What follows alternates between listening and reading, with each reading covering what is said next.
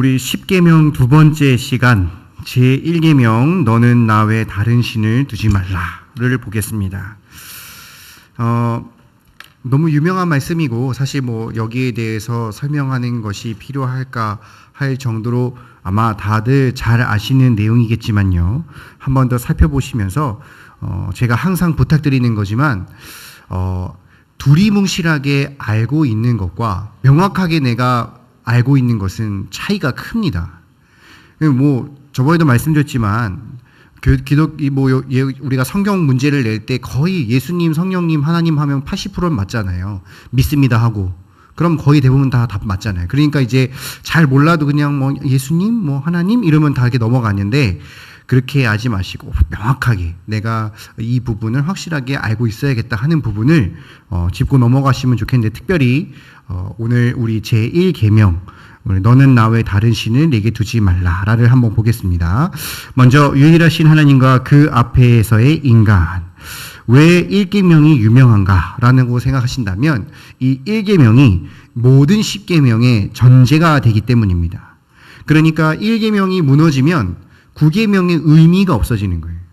그러니까 1계명부터 10계명까지 똑같이 동등한 조건을 가지고 있는 것이 아니라 바로 1계명은 우리 이 10계명을 주시고 이 기독교를 기반하는 가장 모든 전제, 그러니까 여기서부터 출발해야만이 2계명이 적용이 될 수 있고 3계명이 적용될 수 있는, 그렇기 때문에 중요한 전제가 나온다는 것을 볼 수 있는 겁니다.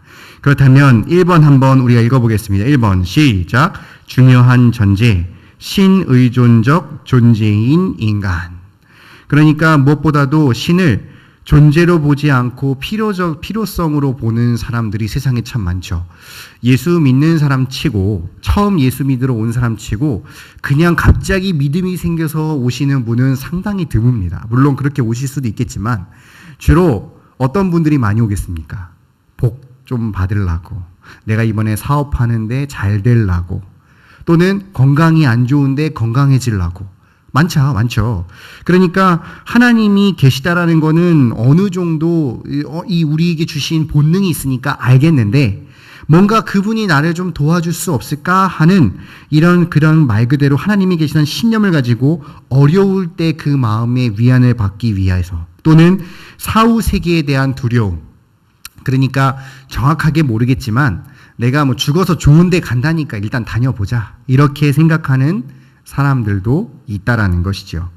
그러나 성경은 모든 존재 이전에 바로 제1의 존재, 스스로 계신 자라고 말씀하셨듯이 그야말로 하나님이 존재하시기 때문에 사람이 존재할 수 있다라는 것을 말하는 것입니다. 그러니까 하나님과 인간의 관계성은 인간은 하나님 없이는 스스로 살 수 있는 독립적인 존재가 아니라고 말하고 있다는 것이죠. 좀 더 이해를 도와볼까요? 우리 여기 계신 분들 할아버지 할머니도 많으실 테고 계실 텐데, 우리가 보통 갓난아기가 태어났을 때 그 갓난아기를 혼자 내버려 두면 어떻게 되겠습니까? 혼자 살 수 있을까요? 절대 못 살죠. 혼자 자기가 딱 태어나자마자 스스로 먹을 거 찾으러 돌아다니고 자기 스스로 자고 자기가 옷 입은 아가는 아무도 없지 않습니까? 마찬가지입니다. 그러니까 스스로는 살 수가 없는, 그러니까 부모에게 의존하여서 주는 것을 먹고 또 입혀주고 또 재워주는 그러한 부모의 존재에 의존적인 것처럼 바로 인간은 하나님 없이는 살 수 없는 독립적 존재가 아닌 것을 분명하게 전제하는 것이 이 말이라는 것입니다. 즉 신의존적 존재, 하나님 의존적인 존재라는 것을 말하고 있다는 것이죠.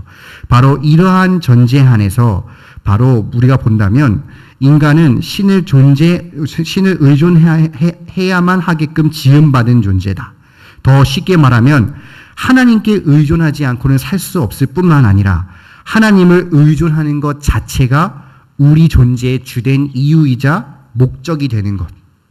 좀 더 풀어서 얘기한다면 우리가 신을 둔다, 너는 다른 외에 내 신을 두지 말라, 이 뜻은 신을 둔다라는 것은 그저 우리의 삶의 복지나 복과 저주 정도로만 따지는 것이 아니라 내가 예수를 믿으면 복을 받고 예수를 안 믿으면 저주받는다, 내가 예수를 믿으면 나의 이후의 삶이 복지가 보장된다, 이런 예수를 믿고 복을 논할 존재가 아니라 그 전에 이미 우리가 존재할 수 있느냐 없느냐를 논하는 존재 방식에 관한 문제라는 것을 먼저 전제한다라는 겁니다.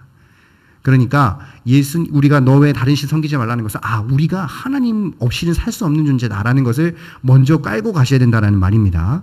자, 그럼 2번 한번 읽어보겠습니다. 2번 시작.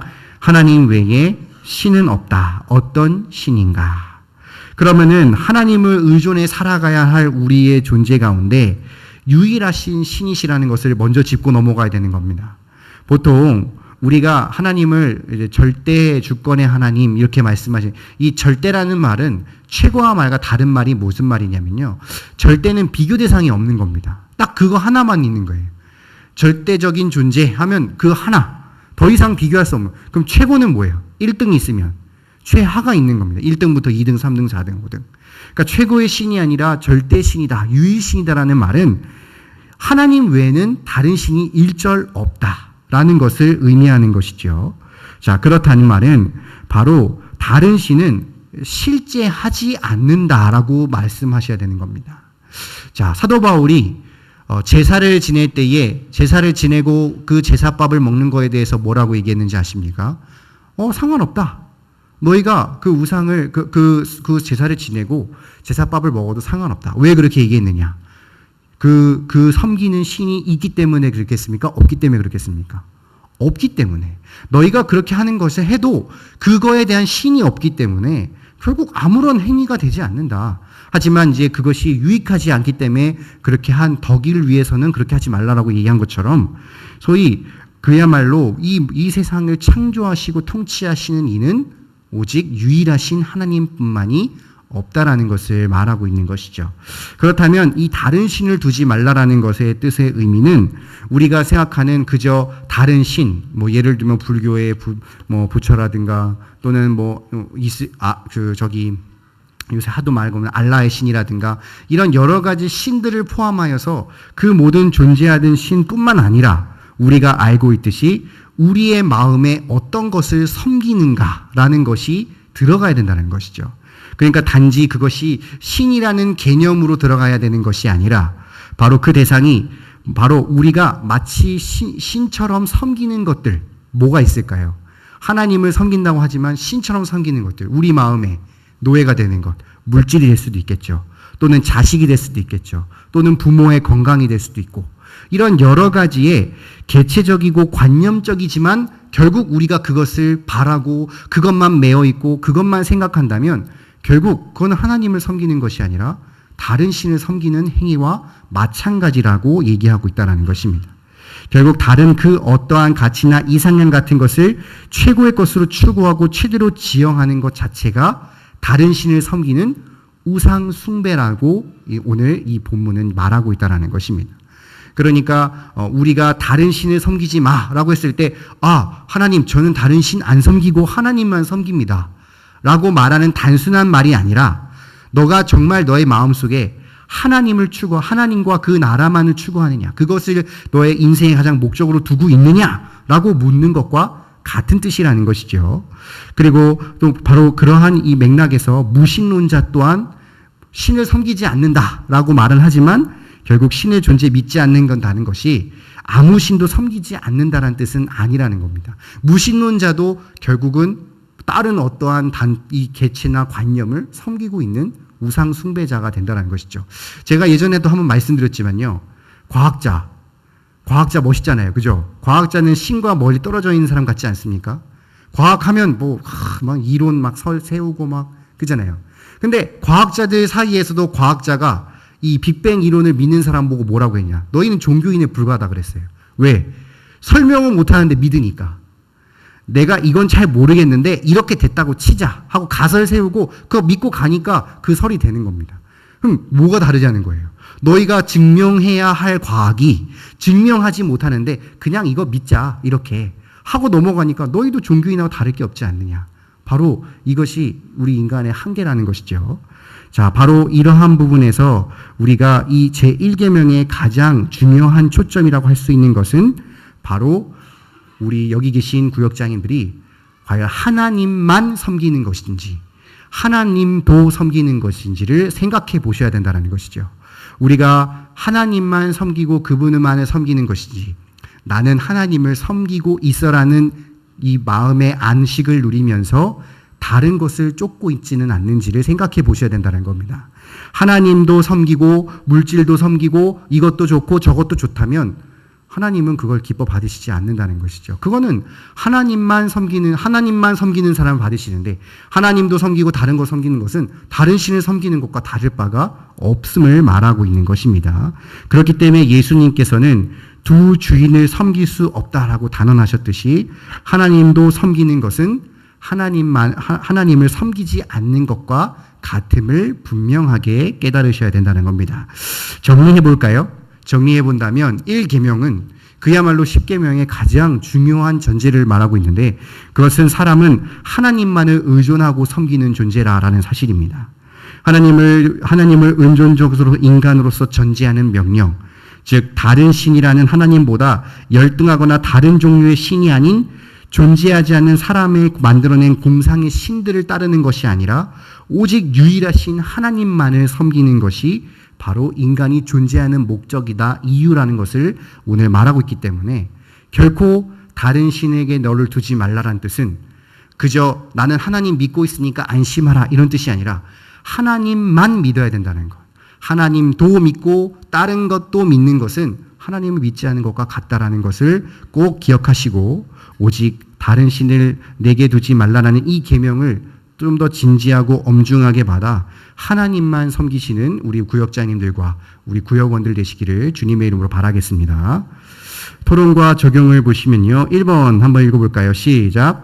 인간이 독립적인 존재가 아니라 하나님 의존적 존재라는 말의 의미는 무엇인가? 뭘까요? 하나님을 떠나서는 살 수 있다, 살 수 없다? 살 수 없는 인간의 존재의 의미 자체, 그 의미가 하나님을 떠나서는 그 이유와 목적을 말할 수 없다라고 분명하게 말할 수 있는 것이죠.